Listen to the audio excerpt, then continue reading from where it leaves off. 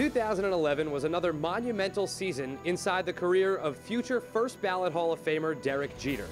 The captain amassed his 3,000th career hit in a very memorable way and was the first Yankee to ever do so in pinstripes. Let's take a look back at what was a terrific season for number 2, Derek Jeter. In the third inning, we know him as the captain and as Mr. November, but now he's Mr. 3000. Jeter's 3,000th career hit comes on a home run, a deep drive to left. His family loves it, and his teammates greet him at home. Derek Jeter has done it, his 3,000th career hit.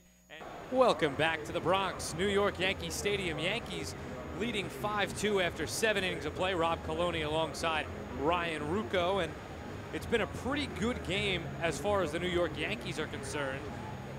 A great pitching performance by CC Sabathia, who will come out for his 8th inning of work. And they do lead 5-2, and in the top of the 8th, it'll be the top of the Red Sox order. Marco Scutaro, Jed Lowry, and David Ortiz to lead it off for the Boston Red Sox. It looks like Felix Dubrow, the lefty in the bullpen for the Sox, and double barrel action, as you mentioned, for the Yanks. It'll be a 3-1 from Sabathia, 1 out, and the pitch to Lowry. Swung on and grounded to Pena. He fields a tough hop, fires to first. Nice stretch by Teixeira, and there are 2 away. Sabathia falls behind and still gets Lowry to ground out to Pena. Nice work. Those boos you hear are for David Ortiz. Big Papi 0 for 3, the number 3 hitter in the DH for the Red Sox stepping in. The martini glass shift, as Ryan so eloquently put it earlier, is on. And Sabathia deals to the lefty Ortiz, and that was a nasty breaking ball. Hung up Ortiz, and it's a strike looking. Ortiz kind of double clutched as he watched it, as you see it here. Look at this. Ooh, could not handle the slider inside. 0-1. Sabathia's 0-1. Same pitch and same reaction for Ortiz as Posada calls for the same thing and Sabathia delivers. It's 0-2, and now 49,000 strong, getting on their feet here in the Bronx. 0-2, 2 outs, top of the 8th. Certainly appreciative of the performance Sabathia has put forth today. They want him to punctuate it with a strikeout. Would be huge. Place winner up. The 0-2 from Sabathia. Strike 3. In the dirt, Posada scoops it, makes the tag, and CC Sabathia with 8 strong innings. Yankees lead 5-2 after 7.5. Good afternoon, ladies and gentlemen, and welcome to Yankee Stadium and the 2nd annual New Era Pinstripe Bowl. Of course, today you're all here to see 2 teams, one from the Big East, the Rutgers Scarlet Knights, and the other from the Big 12, the Iowa State Cyclones. My name is... And we have Cyclone fans ready to go already, ready to make noise. We're about an hour or so from kickoff, hour and a half or so from kickoff. My name is Rob Coloney. I'll be with you for the next hour or so, joined by some guests momentarily. So obviously, everyone very excited about today's game. We already heard some roars from the crowd, and with me now is the title sponsor CEO, Chris Cook. And Chris of New Era, I gotta ask, you're in your 2nd year, but people are raving about this bowl game. How great does that feel? It's certainly exciting for New Era and the brand, and to be involved with you know, the Yankees in something other than baseball is we can't say enough about how excited we are about it. Now, we just saw the highlights from last year's game, and it was exciting. 36-34. Some people said the most exciting game of bowl season. How important was that for New Era and the Yankees to really kick off this bowl with a bang? Well, it was great to have a game that was that close, came right down to the end.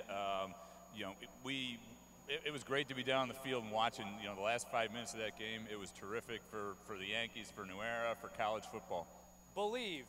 It's a word that has stuck with Eric LeGrand and his teammates for now over a year. And I am here with Eric LeGrand, Rob Coloney reporting from the Sony control room. And Eric, your team's playing a bowl game at Yankee Stadium. What's better than that? Nothing better than that, you know. I wish I could be out there with them, but supporting them from up here and just enjoying this right now. And I know they're doing their thing out there for me.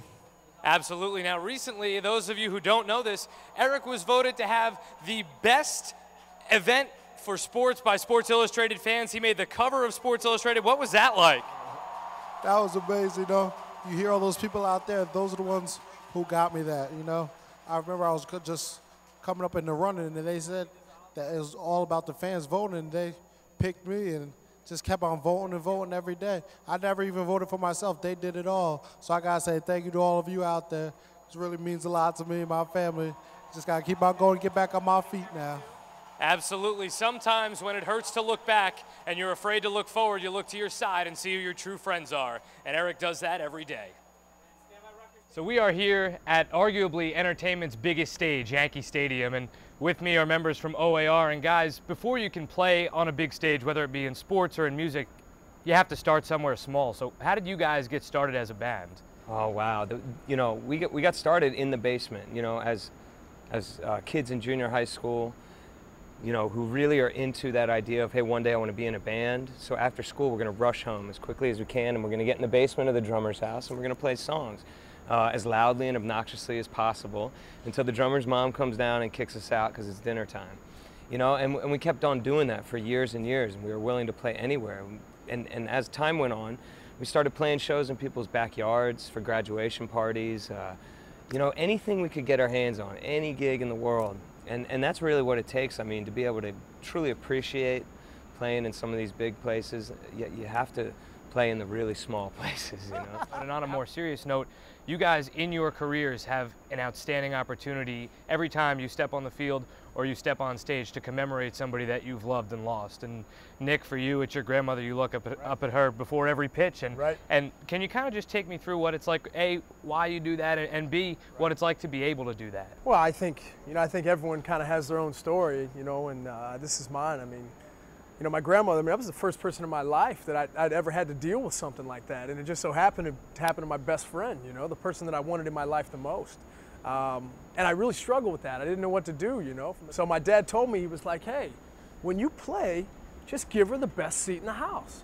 And I thought to myself, what better seat in the house than right on top of the Megatron in center field? So. And you guys, and whoever wants to, or you can both touch on it, about Mr. Brown, a big song for you guys, and when you play it live, you commemorate it to your friend Michael, and you announce that to the crowd. What is that like to be able to do that, and where did that start? Well, when we were teenagers, we had two friends of ours, Phil Bricken and Mike Caputo, who, and Mike, by the way, was a huge Yankees fan, but one day they were tragically killed by, they were hit by a train. We would play in people's backyards, and we would be on their deck, and there'd be no one there, and no one really cared that we were playing or anything. And Mike would come, and he'd get right in front of us, and he'd jump around and dance. I mean, and this would bring life to what we were doing, you know? When no one's paying attention to you at something, and you have one person who's jumping around because he loves the music. And his favorite song was about Mr. Brown, and we used to play it just for him, you know? And then when he passed away, we decided that every single time we play this song, I'm gonna make sure I recommend that, or that I mention his name.